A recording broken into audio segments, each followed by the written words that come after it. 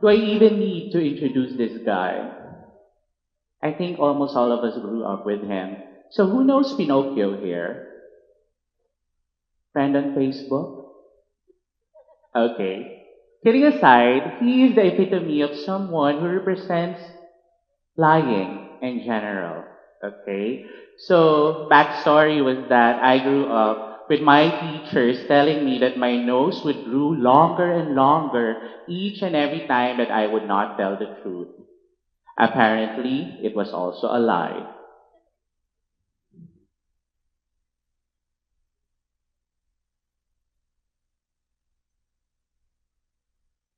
So, at this point in time, I want you to reflect first.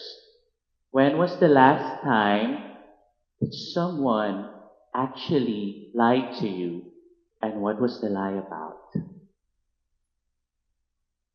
Was it about, I'll be there in 5 minutes?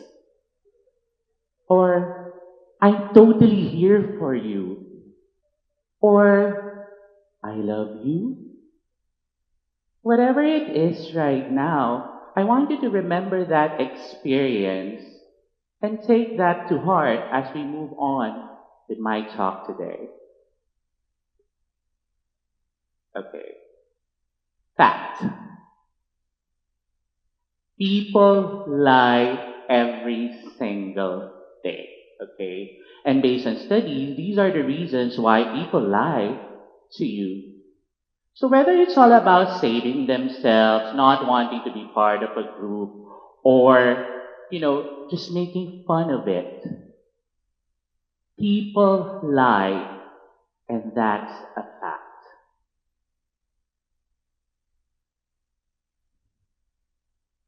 I am definitely sure that everyone here, at least once in your life, you have told a lie. Who hasn't lied here yet? Maybe you're a saint, but I don't think that's the case right now. On an average, people lie 1 to 2 times per day. Okay? So I'm not talking about big lies. I am talking about small lies which you may have said to yourself time and again. Example, yeah, I'm okay. No, really, I'm okay. Really? With that face? I don't think so. But then again, come to think of it, if you would count the number of times that you are trying to convince others otherwise, what do you want to achieve? So if there's an average of 1 to 2 lies per day said by every person around you, and even the lies that you have said to yourself, how many lies have you heard in this lifetime? I am sorry, I'm no math major, but you do the computation based on your age. Imagine that.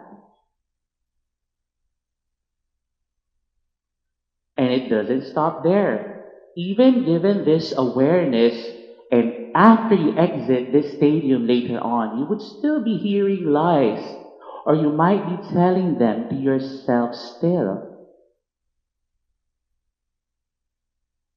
The sad part is that as we grew up with so many lies and we continue to tell ourselves all these, we begin to believe them, embracing them as our truth.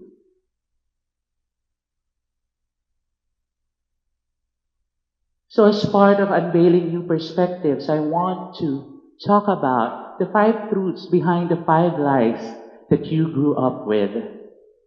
And I am sure at least one of this would be so relevant to you.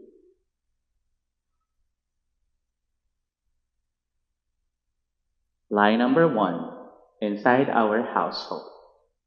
Our parents are always right. And I saw a number of people raise their hands and smile in the process. Fact. Our parents only want the best for us. Well, hopefully. Hopefully. Okay? However, how can you explain that concept to a 5-year-old kid who loved unicorns and rainbows more than robots? How would you explain that each and every time that you hit your child, that 5-year-old boy, and shout at him for being too soft, for being too different, how would you explain that you only wanted what's best for them?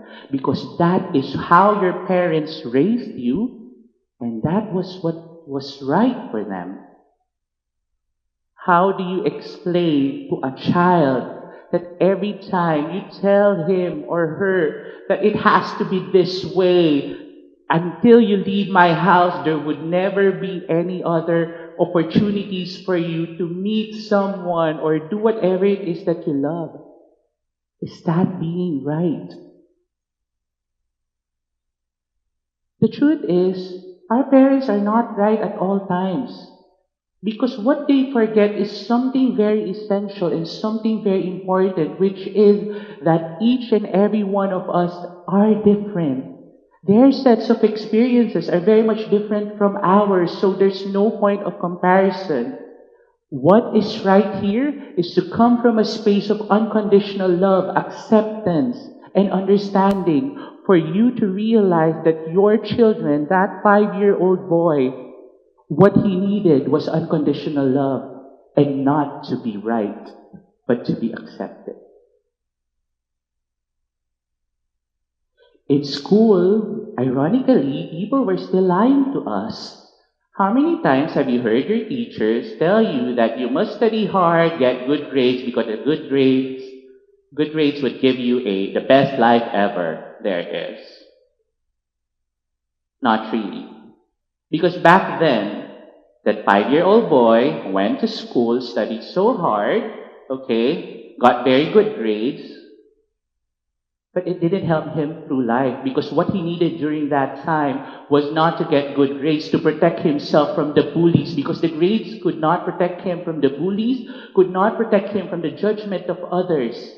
What he needed back then was the awareness, the responsibility for himself, and the commitment to allow himself to just be, which was never taught in school. It's the hardship that taught him just that. And the grades at this point in time, 40 years later, still didn't matter. The things that we actually hear at work with regards to our position, how much we're earning, if I were to ask each one of you right now to introduce yourself, how would you do so?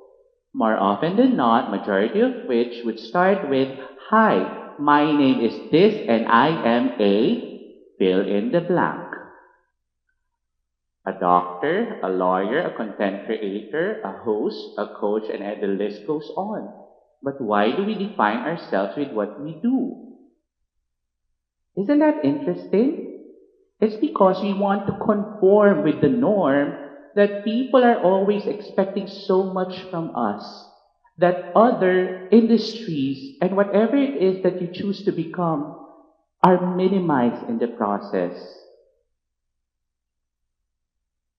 However, that shouldn't be the case.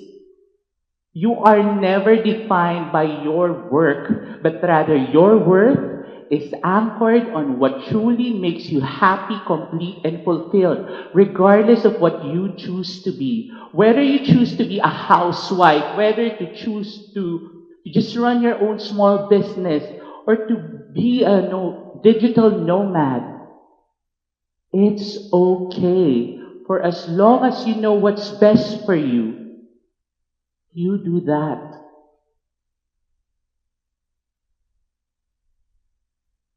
Because that coincides with the next one, that in the society, we are expected to fit in. That if you were different, that if you had another take on things, you would be cancelled, you would be excluded. And that was also my fear before. that when I decided to become a coach after 15 years of being in marketing and advertising, starting from scratch when I wanted to be the first LGBTQIA plus member to represent not only my gender but the Philippines in the international coaching industry, I was scared. But what I realized was that for as long as I have upheld my own, each and every one of us is worthy to take up space as we are. And so I did. And now, by living my truth, I was able to prove to everyone else that amidst a sea of black and whites in the coaching industry in the world, there is space for someone who shines rainbow colors all throughout. And lastly, and more importantly, it's all about the lies that we tell ourselves. I know that each one of you is probably going through something right now, something which you may have opened up for someone, or something that you've been keeping to yourself for the longest time. But know that whatever it is that you're telling yourself right now may not be the real truth. It's based on your expectations and expectations of others. Because the truth is, you are not stuck with whatever it is that you've been believing in for the longest time.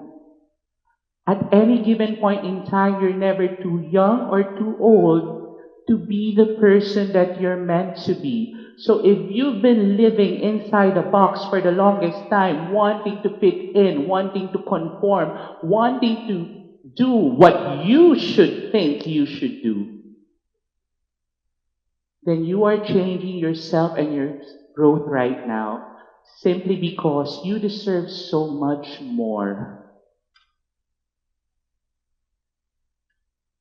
Now, given all those, I want you to close your eyes right now and come from a space of honesty, vulnerability, and humility to really think about what are the lies that you've been telling yourself.